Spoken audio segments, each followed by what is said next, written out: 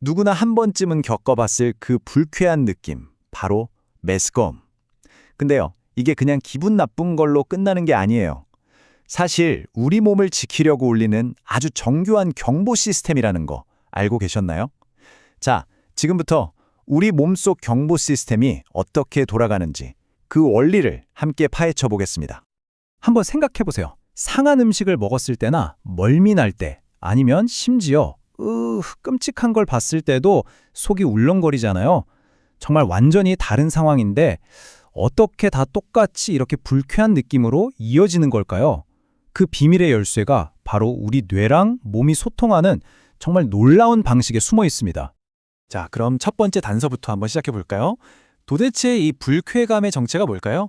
우리가 보통 메스껍다, 토할 것 같다 이렇게 같이 쓰잖아요. 근데 사실 메스꺼움이랑 구토는요, 알고 보면 완전히 다른 두 가지 현상이에요. 먼저 오심, 그러니까 메스꺼움은 말 그대로 토할 것 같은 느낌이에요. 여기서 제일 중요한 단어는 바로 느낌입니다.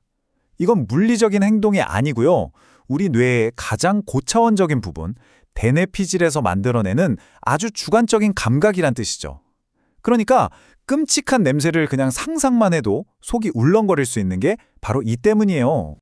반면에 구토는 진짜 행동이죠. 위랑 복부 근육이 그냥 막 엄청나게 수축해서 내용물을 밖으로 뿜어내는 아주 격렬한 신체 반응이에요. 이걸 좀 쉽게 비해볼까요? 메스꺼움이 불이야 하고 울리는 화재 경보라면 구토는 실제로 물을 뿜어내는 스프링클러가 터진 거라고 할 수 있습니다. 느낌과 행동 확실히 다르죠? 그리고 여기서 하나만 더 짚고 넘어갈게요. 바로 역류라는 건데요. 구토가 온몸의 근육을 쥐어짜는 것처럼 강력하고 통제도 안 되는 반사작용이잖아요. 근데 역류는 그런 거 없이 그냥 스르르 내용물이 다시 올라오는 현상이에요. 이건 메커니즘 자체가 완전히 다릅니다. 자, 그렇다면 이 모든 과정을 지휘하는 우리 몸의 컨트롤 타워는 대체 어떻게 작동하는 걸까요? 지금부터 그 아주 정교한 내부 시스템을 한번 들여다보겠습니다. 우리 뇌는요, 진짜 체계적인 지휘본부 같아요.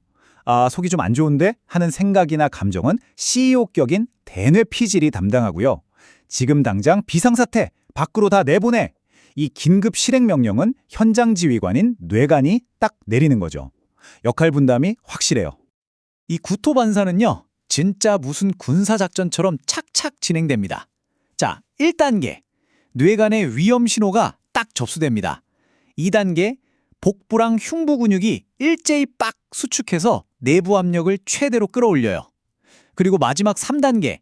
장이 역방향으로 파도를 일으켜서 내용물을 단숨에 밖으로 밀어내버립니다. 와, 우리 몸속에서 이렇게 엄청난 일이 벌어지고 있었다니 진짜 놀랍지 않아요? 그렇다면 이 경보 시스템을 켜는 스위치는 도대체 뭘까요? 크게 네 가지 경로가 있는데요. 첫째는 불쾌한 생각이나 냄새처럼 뇌가 직접 보내는 신호. 둘째는 멀미할 때처럼 귀의 평형기관이 지금 막 흔들려요 하고 보내는 혼란스러운 신호. 셋째는 위장에 들어온 나쁜 물질이 직접 여기 문제 있어요 하고 보내는 SOS 신호가 있고요.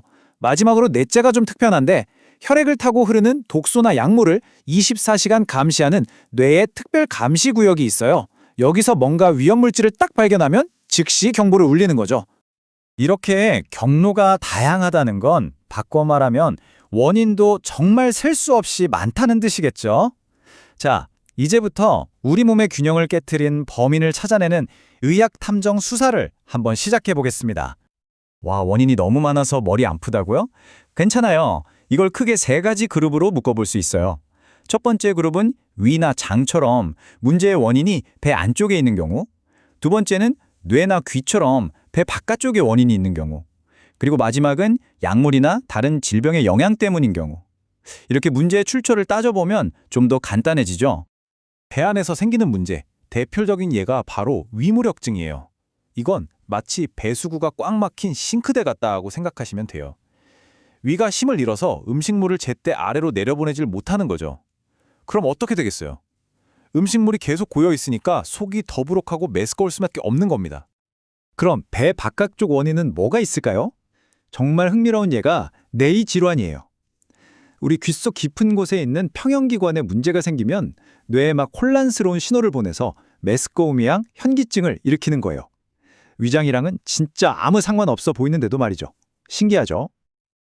그리고 우리가 먹는 약이 원인인 경우도 생각보다 정말 많아요. 몸을 좋게 하려고 먹는 약인데 역설적으로 우리 몸의 경보 시스템을 딱 자극하는 거죠. 어떤 항우울제나 진통제도 그렇고요. 특히 요즘 많이들 얘기하는 당뇨나 체중 감량 치료제 중 일부도 메스꺼움이 아주 흔한 부작용으로 따라옵니다.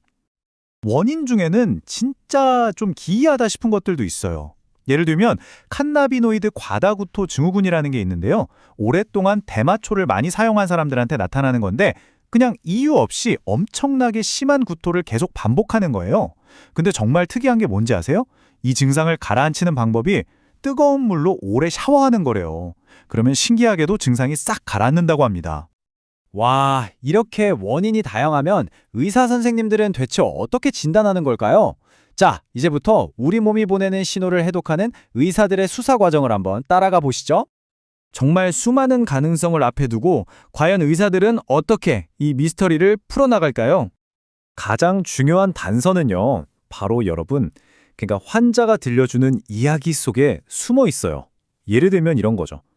밥 먹고 바로 토하는지 아니면 몇 시간 있다가 토하는지, 토하고 나면 배 아픈 게 좀 나아지는지, 혹시 피가 섞여 나오진 않는지, 이런 사소해 보이는 디테일 하나하나가 범인을 딱 가리키는 결정적인 증거가 될 수 있거든요. 자, 이제 원인을 찾았다면 해결책을 찾을 차례죠. 마지막으로 시끄럽게 울리는 우리 몸의 경보 시스템을 진정시키고 다시 균형을 되찾는 전략들을 한번 살펴보겠습니다. 자, 해결책의 첫걸음은요. 일단 무너진 몸의 기본부터 다시 세우는 거예요. 구토를 하면 수분이 엄청 빠져나가잖아요. 그러니까 일단 수분을 충분히 채워주고 위에 부담이 안 가는 저지방, 저자극의 부드러운 음식으로 영양을 공급해주는 게 가장 먼저입니다. 우리 몸이 좀 회복할 시간을 주는 거죠. 약물 치료는 원인에 따라서 정말 맞춤형으로 접근해야 돼요. 마치 잘못된 경보로 울리고 있는 스위치를 정확히 찾아가서 딱 끄는 것처럼요. 멀미처럼 귀가 문제라면 귀에 작용하는 약을 쓰고 항암 치료처럼 화학적인 신호가 문제라면 그 신호를 차단하는 약을 쓰는 식이죠. 열쇠에 딱 맞는 자물쇠를 찾는 것과 똑같습니다. 근데 또 다른 접근법도 있어요. 바로 위장관 운동 촉진제라는 건데요. 이 약들은 단순히 시끄러워하고 신호를 차단하는 데서 그치는 게 아니라 한 걸음 더 나아가서 위가 더 빨리 비워지도록 직접적으로 위 운동을 막 활성화시키는 거예요. 근본적인 기계 문제를 해결해주는 셈이죠. 하지만 여기서 정말 중요한 안전 고려사항이 있습니다. 일부 항구토제는 다시는 돌이킬 수 없는 운동장애를 일으킬 수도 있고요. 어떤 약은 심장 부정맥 위험을 높이기도 해요. 그러니까 모든 약에는 부작용이 있을 수 있다는 점 꼭 기억하시고 반드시 의사와 상의하셔야 합니다.